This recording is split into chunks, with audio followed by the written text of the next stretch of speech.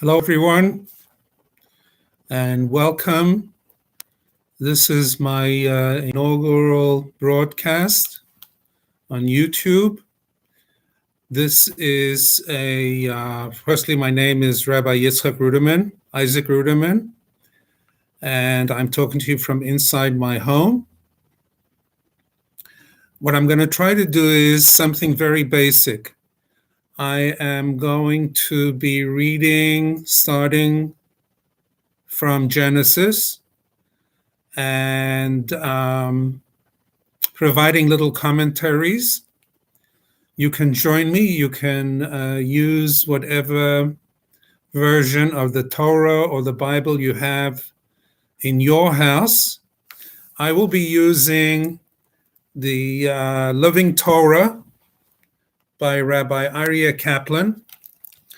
Rabbi Aryeh Kaplan translated the Torah plus many other works. He was a very interesting individual. He was a scientist and great Torah scholar. He was born in 1934 and passed away at a very young age in 1983.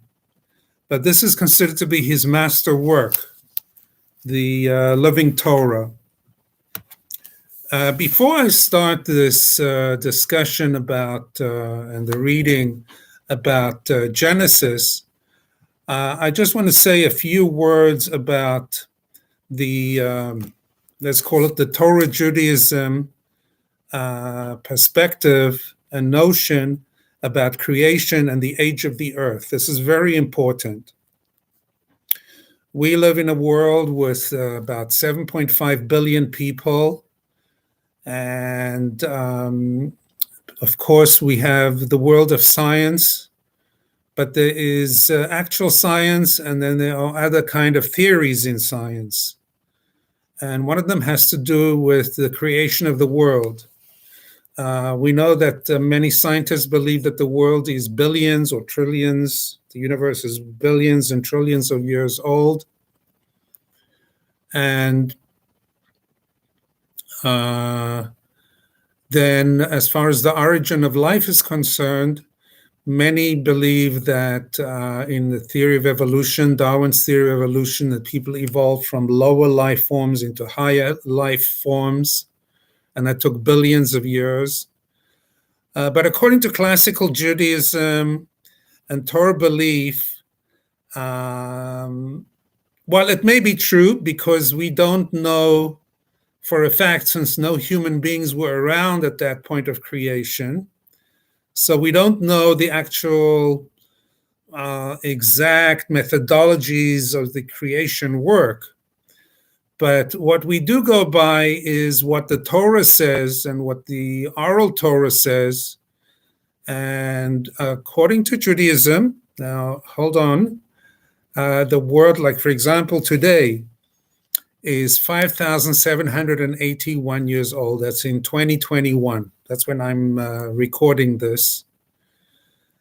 2021 subtracted from 5,781, I did the math over here, comes out to 3,760 BC or BCE.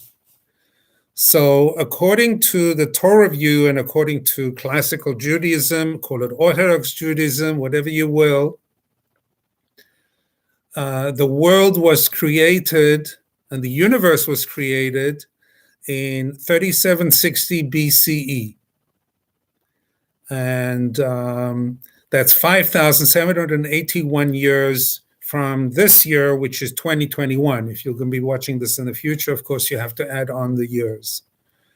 Now, in addition to which, according to this classical Jewish belief, the world is not infinite. It's not going to live forever. Just like a human being, any life form, any physical object has a beginning and a middle and an end. So too the world and the universe has a beginning, a middle, and an end, and will have its end at the end of 6,000 years of creation, meaning we're already into 5781 in 2021, but it will end in the year 6,000 according to the Talmud, of the Jewish calendar. Some say 6,070. But again, I did the math, and 6,000 minus 5781 is we have 219 years to go from 2021. The more years you have, just subtract. And if you calculate that, 219 years plus the year 2021, which is the year we are in now as I'm recording this, comes out to be the year 2240 is when the world will end. Nothing to get alarmed about, because the world as we know it will end. There will be other forms of existence, spiritual existence. There are other millennia. Every 1,000 years is called a millennium. So according to Judaism, there are teachings that there will be other millennia that follow, but not in the form that we know it now. How the world will end, we don't know. It might be through nuclear warfare. It might be through some act of nature. Who knows? I mean, like right now, we're living through a pandemic. The world could be, humanity could be wiped out through diseases. Anything is possible. So we don't know. Just like a person doesn't know how they will die. You know, a person may die through an accident. A person may die through illness. A person may die through so-called natural causes. The cause of a person's final moments on earth is unknown until it actually happens. So similarly, with the earth being a macrocosm and the universe, it's unknown exactly how it will end. Will it be Armageddon? Who knows? Whatever will be, as they say. But it will come to an end in the year 6,000 of the Jewish calendar, which is the year 2240 of the Common Era. So this goes counter to the prevailing theories of evolution, and the world exists for billions of years. It's a different mindset. It's a different frame of reference. I will share with you something from my own studies and from my own quest in this field, is that the field of history only begins with written documents. And so therefore, that goes back approximately 5,000 to 6,000 years. With the invention of cuneiform and the first forms of writing. Before that, it's paleontology and anthropology and other forms of study, but it's not history, it's not civilization. Civilization depends on written documents, and that begins roughly between 5,000 to 6,000 years ago. So that fits in with the Torah framework of understanding how the world was formed. Now, back to this text of Genesis, a word about the text and chapters. The idea of having chapters in the Torah and in the Bible originated with the Christians. As we know, Christianity was a religion that took off from Judaism. And they introduced a system of chapters, dividing the Bible into chapters, not books. The books of the Bible is Jewish in origin, but the chapters is not Jewish. The Jews at some point, 1,500 years ago or so, started utilizing the system of chapters. In Yiddish, it's called a kapitel. And they started using it because there was a lot of Christian Jewish debate and discussion, and European Jewry, that is Ashkenazic Jewry, lived among the Gentiles who were becoming more and more Christian, and they used the Bible, which the Jewish Torah they called the Old Testament. So Jews adopted that system as well for the sake of, I guess, keeping up with the Joneses, making sense of arguments that were being thrown against them. But the Jewish system really, as far as the first 5 books of the Bible are concerned, Genesis, Exodus, Leviticus, Numbers, and Deuteronomy, in Hebrew, Bereshit, Shmos, Vayikra, Bamidbar, Dvarim, they are divided into parshias, which means literally portions. There are 54 portions that the Torah is divided into. But actually, the Torah is divided into smaller portions. It has its own system in a Torah scroll, that is. It has its own system of paragraphs, which are indicated by the end of the line being left open. Sometimes it's a little bit spaced. If you can see over here, let me show you. You can see the paragraphs. And the way Aryeh Kaplan does it, he uses that system and gives it little titles. So it helps you understand the Torah according to the Torah's original way of being written, as well as, of course, using chapters. Aryeh Kaplan also did a very, very great thing, a wonderful thing. He gave the Torah an index and with headings. He gave it a table of index, table of contents, and various charts and maps. Really made it into a usable and handy way of using the book. So let's take a look and read, and we'll see what we come up with. So it says here, Bereshit, Genesis. Aryeh Kaplan says, creation, the first day. In the beginning, God created heaven and earth. The earth was without form and empty, with darkness on the face of the depths. But God's Spirit moved on the water's surface. God said, there shall be light, and light came into existence. God saw that the light was good, and God divided between the light and the darkness. God named the light day, and the darkness he named night. Aryeh Kaplan has it in inverted commas. It was evening and it was morning one day. Now, if you look at the Hebrew, you see some interesting things. First of all, this thing about light. It's not the actual planets yet, because the planets are created later. So what is this light? This light and darkness is, they call it the supernal light. It's a spiritual thing. It's something that existed. It's a primordial light that eventually gets boiled down and transmuted and evolves, to use a word, down to the concept of a day and a night. That's why Aryeh Kaplan has it in inverted commas, day and night.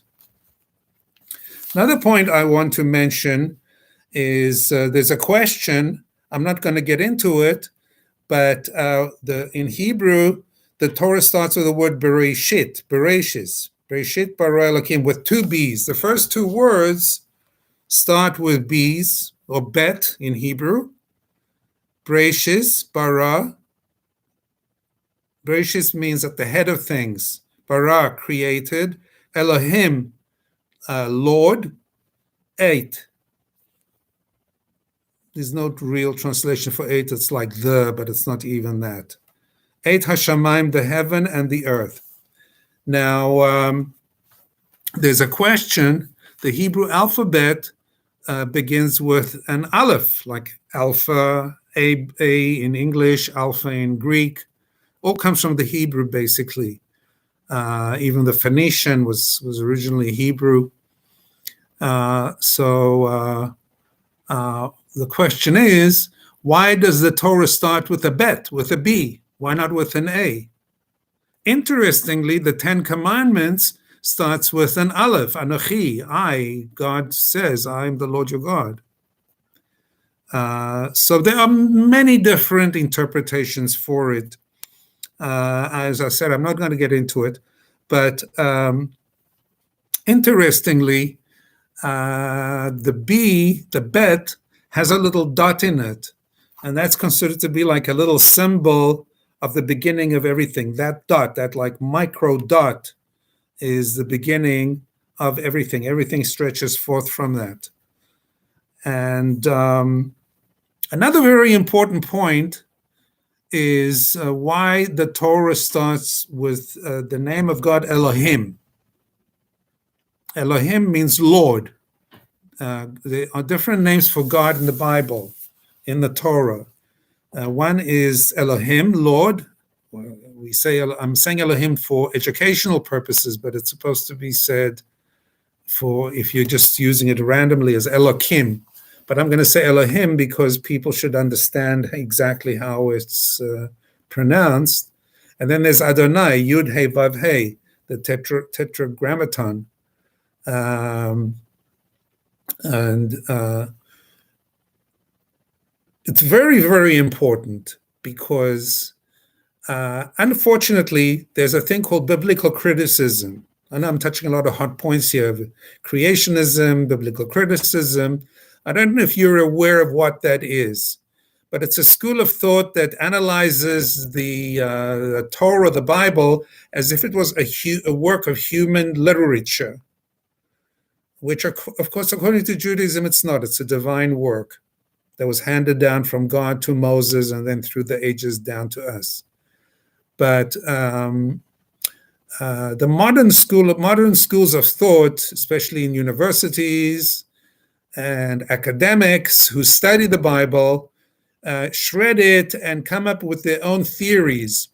As one of my rabbis used to say, they reject midrashim, but then they make up their own other set of midrashim. So it's very important to know that the Torah is deliberate. It's not a mistake, or it's not, as I say, a combination of different texts. There's an Elohim version and a so-called Jehovah version and other versions, and it's different deities that they combined into some kind of cross mixture and created the text of the Bible. No, that is incorrect thinking. It's not the way to study Torah.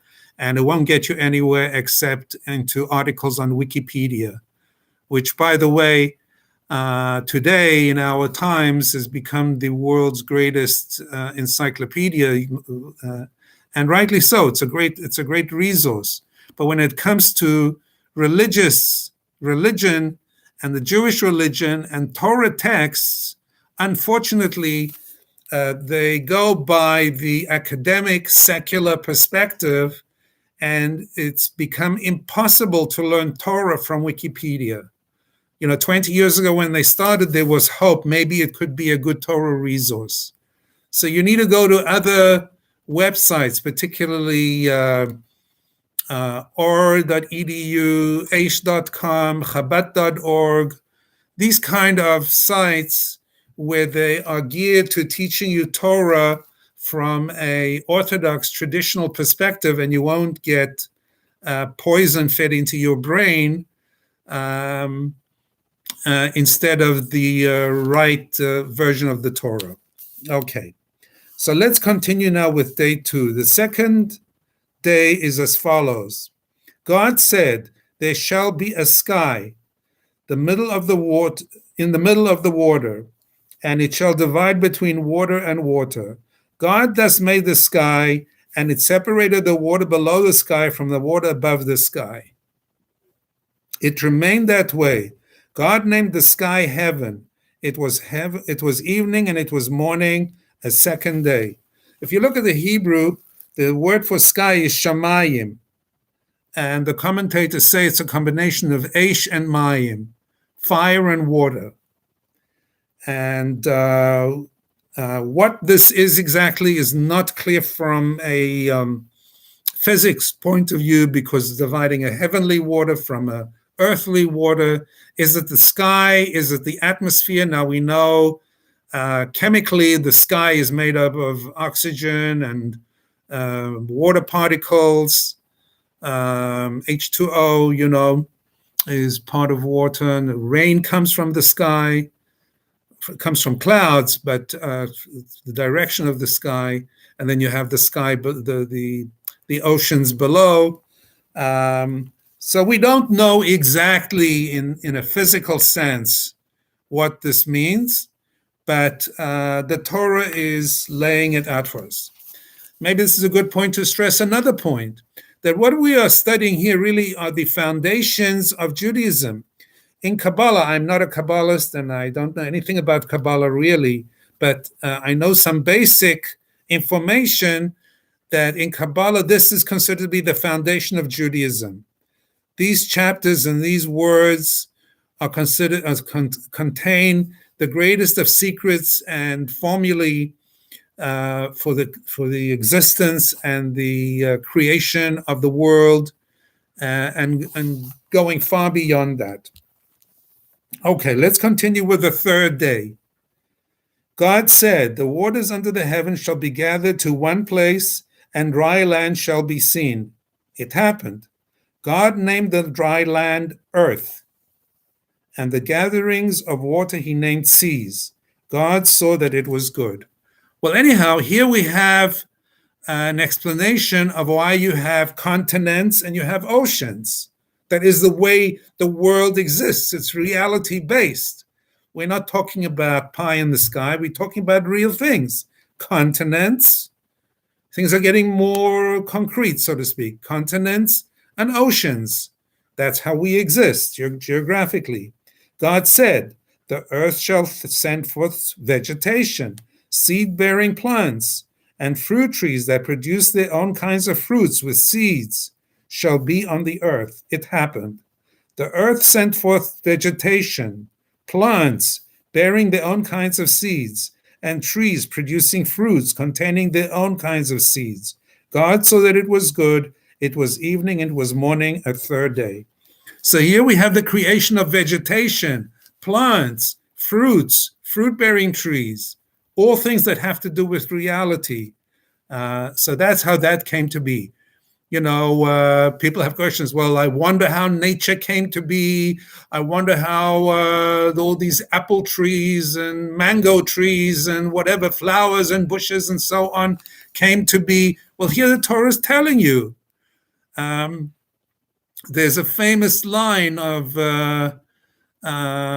some sages who confronted some secular scholars, and the sages said, what our children, meaning the Jewish children, learn in the Talmud Torahs, in the Torah schools about the beginnings of creation, the great philosophers of the world and of Greece spend their lives debating and discussing and trying to come to terms and grips with. Whereas Jewish scholars and Jewish children know from a very young age because they've studied it and they have it in the Torah. Let's go on to the fourth day. God said, "There shall be lights in the heavenly sky to divide between day and night.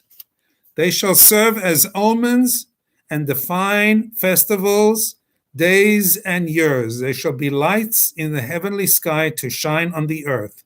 It happened. God thus made the two large lights, the greater light to rule the day, and the smaller light to rule the night.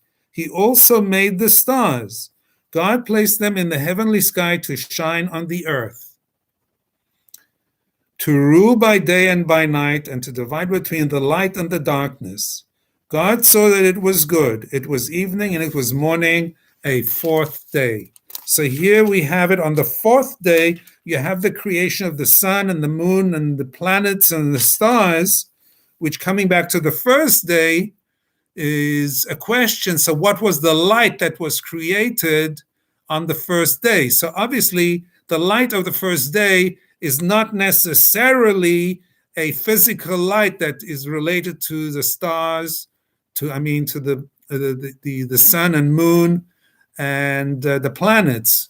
It's some kind of supernal spiritual light that's hidden away, that's apparently hidden away for the righteous. Interestingly, Hanukkah lights, when one lights Hanukkah lights based on the temple lights, are supposed to be a reflection of this early divine light that precedes the creation of the sun and the stars and the planets. And again, if people have questions, they look up into the sky. Where did the planets come from? Where does the sun come from? Why is there sun and a moon? Why aren't there two suns? Why aren't there three moons? This is all presented to you right here axiomatically. The Torah is reality-based. For all the mystery that surrounds many things, it's also reality-based. It's grounding you in reality. Not much different to human existence. While we have many questions about human existence and our lives and philosophical and spiritual questions, yet we exist in a physical reality. The same philosopher who ponders the deepest thoughts and the deepest philosophies, the same mystic still has to go to the bathroom, still has to eat breakfast, still has to get dressed, still has to take care not to get sunburned, right? You get what I'm saying? You're living in a world of reality at the same time that there are deep philosophical, spiritual, and mystical questions. So it's not a contradiction. The Torah gives you spiritual, mystical, philosophical things to ponder, but it's also laying down the groundwork and the basis for a reality to live in, right? And that's the idea of now, we have vegetation, we have planets, we have the sun and the moon. Let's move on to the fifth day. God said, the water shall teem with swarms of living creatures. Flying creatures shall fly over the land, on the face of the heavenly sky. God thus created the great sea monsters, along with every particular species of living things that crawls, with which the waters teem, and every particular species of winged flying creature. God saw that it was good. God blessed them, saying, be fruitful and become many, and fill the waters of the seas. Let the flying creatures multiply on the land. It was evening and it was morning, a fifth day. So now we come to the oceans being filled with life forms. You look into the oceans, you look into the seas, you see the fish, you see the creatures of the sea. It's amazing. Where does it all come from? Creation, day 5. That's when they were created and they continue to exist. Interestingly, by the way, eventually this becomes our food and our nutrition. We live off the plants, we live off the vegetation, we live off the abundance of the sea and the sea creatures. It's part of our diet. So we are progressing with the story of creation. It's actually amazingly simple. Whilst it's very complex, a source of great mystical wonders and studies and secrets, yet it's also very basic. And it's such a shame that people reject this and don't appreciate what the Bible, what the Torah has to teach them. This is the advantage of studying Torah, studying the Bible, and seeing what it has to say about reality, how the world comes to be, and then it takes care of those, let's call it the existential questions, the big profound questions. Let's go on to the 6th day. God said, the earth shall bring forth particular species of living creatures, particular species of livestock, land animals, and beasts of the earth. It happened. God thus made particular species of beasts of the earth, particular species of livestock, and particular species of animals that walk the land. God saw that it was good, right? So now the creation of life forms on earth, mammals, reptiles, the birds were already created on the 5th day, the fish and then the flying creatures. And on the 6th day, God creates mammals and living forms, right? Excuse me. Now, continuing in the sixth day, God said, "Let us make man with our image and likeness." Now we get into the creation of man. How does humanity start? Not Jews, not Gentiles, just humanity in general. This is the progenitor, the creation of all human beings. God said, "Let us make man with our image and likeness. Let him dominate the fish of the sea, the birds of the sky, the livestock animals, and all the earth, and every land animal that walks the earth." God thus created man with his image. In the image of God, he created him. Male and female, he created them. God blessed them. God said to them, "Be fertile and become many. Fill the land and conquer it. Dominate the fish of the sea, the birds of the sky, and every beast that walks the land." God said, "Behold, I have given you every seed-bearing plant on the face of the earth, and every tree that has seed-bearing fruit. It shall be to you for food. For every beast of the field, every bird of the sky, and everything that walks the land, that has in it a living soul, all plant vegetation shall be food." It remained that way. God saw that he had made. God saw all that he had made, and behold, it was very good. It was evening and it was morning, the sixth day. That's the end of chapter 1. And I want to look at a couple of things here on the sixth day. First of all, something as basic as male and female, right? Why do we have males and females? Why not a third gender? Unfortunately, there are accidents, freaks in the creation of human beings. Sometimes people are born with two genders, and these are tragedies. But basically, humanity is divided into two genders, and of course, this becomes a hot button issue because today there's a movement for people to choose their own gender, but then on documents, when you turn up to fill out a form, then they say, "Well, what was your birth gender?" Because that still remains a reality, you know. So why there are male and females in the world? That's because God wanted it that way. God created the Adam, this total creature known as Adam, as Ha'adam. Doesn't tell us yet how Adam was created, just tells us that Adam was created male and female. Let's take a look at the Hebrew, because that will spark more depth here. Vayomer Elohim, Vayomer Elohim, Naaseh Adam betzalmenu kidmusenu. God said, Naaseh Adam, in the plural. God said it in the plural, not E'eseh, but Naaseh. So there are famous teachings about this. Why did God say, Naaseh, let us create man in the plural? They say because before every great act, one should consult with one's subordinates, or with one's colleagues, or with one's mates or partners. And the partners of God were the angels, supposedly. These are teachings from the Midrash.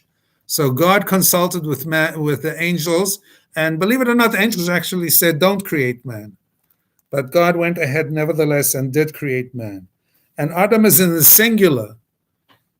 The word Adam, Aleph Daled Mem, comes from the word Adama, earth. We haven't yet been told how God created Adam. We will see that indeed God will create Adam from the earth. But the word Adama is the word where Adam comes from. It's also, you can see that the word dam, the word for blood, dam, in Hebrew means blood. not stupid, just blood. Betzalmenu, in our image, Kidmuseinu. And here, by the way, it's a kind of a trick verse, because when it says in our image, so is that implying that there's more than one God, or that God exists in the plural? Because we're supposed to believe that there's only one God.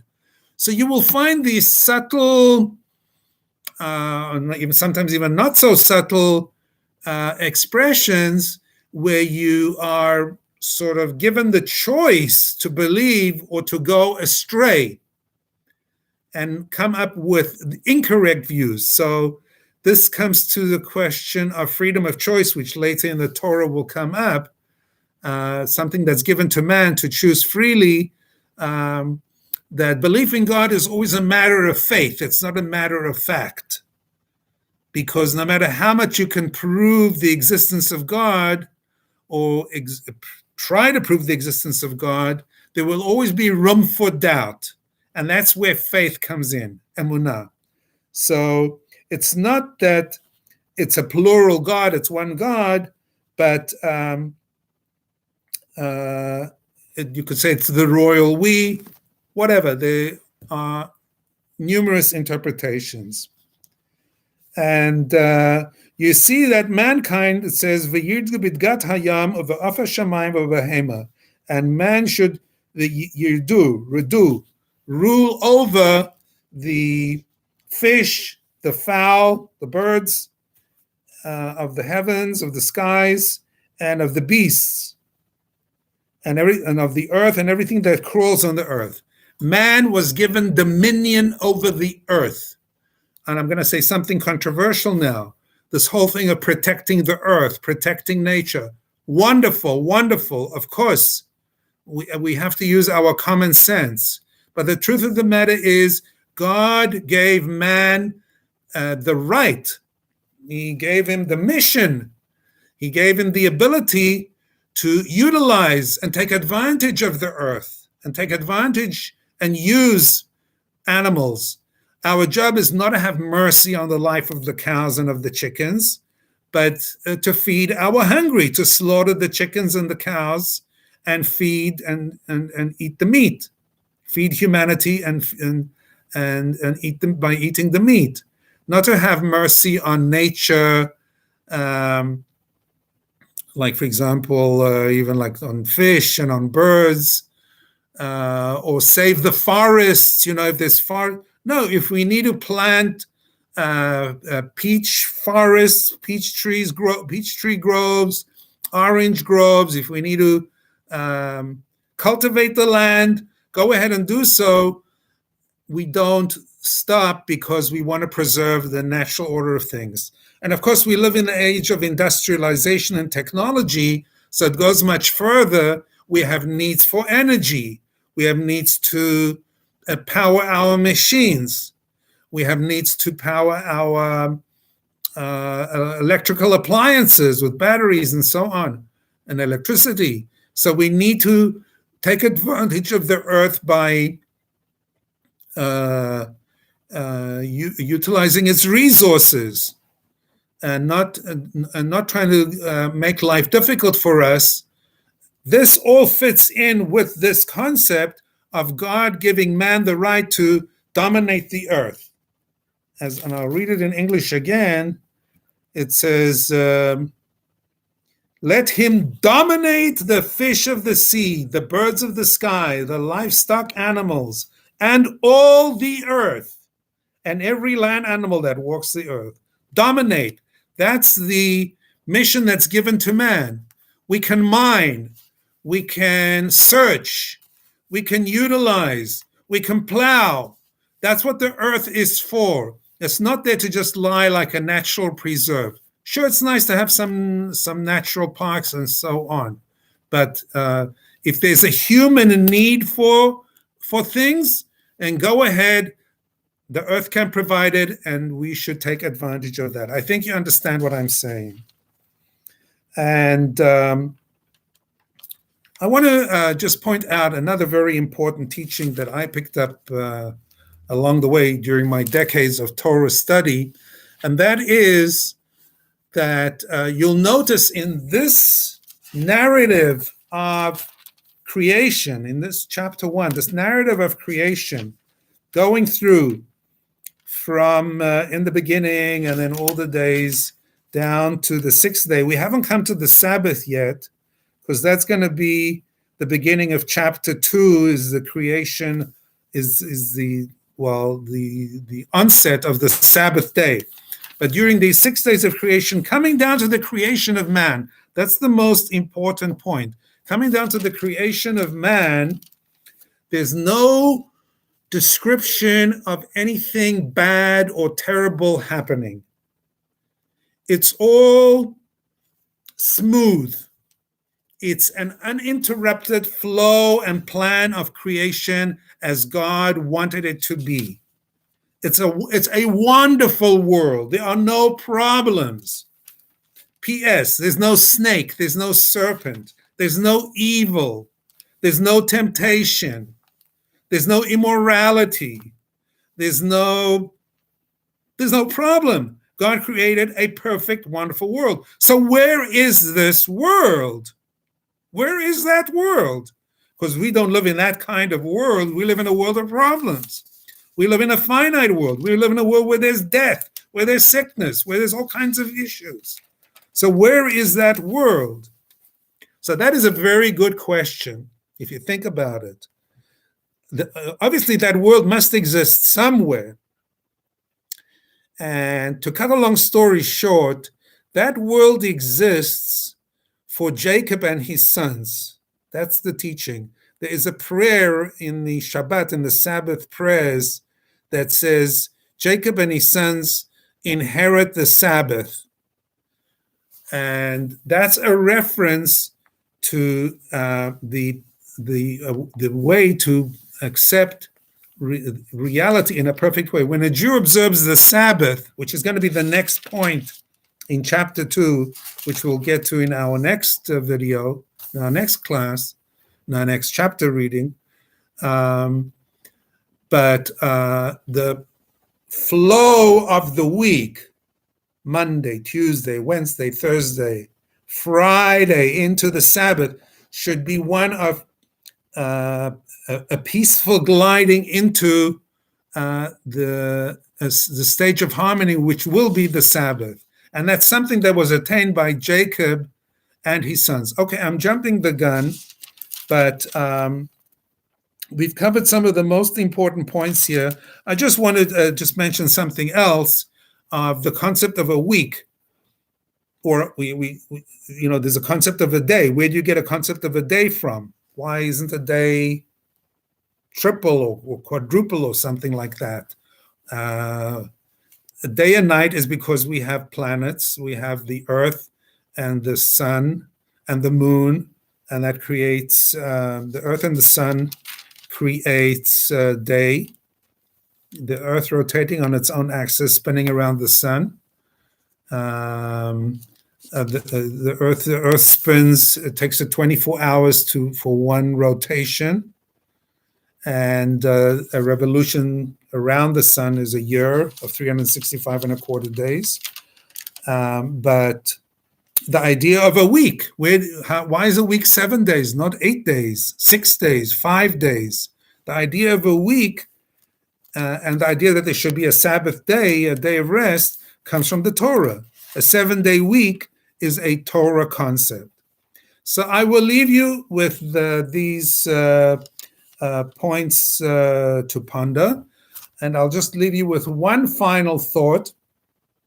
It says that the Torah is the blueprint for the world, that the Torah was created. These are midrashic teachings, oral teachings of Judaism, that the Torah was created 2,000 years before the world was created, whatever that means, because there's no years yet. But so to speak, metaphorically speaking, the Torah was created 2,000 years before the creation of the earth. And when God created the world, just like any architect uses a plan, it says that Histaka ba'araisa ubara alma. God looked into the Torah and created the world.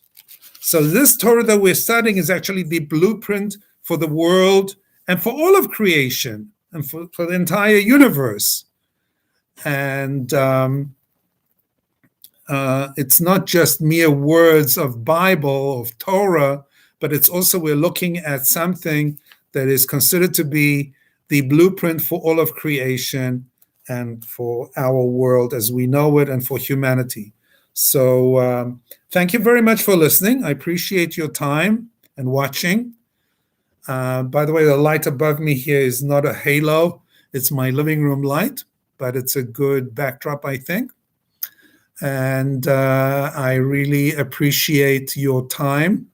And till next time then, shalom lehitraot.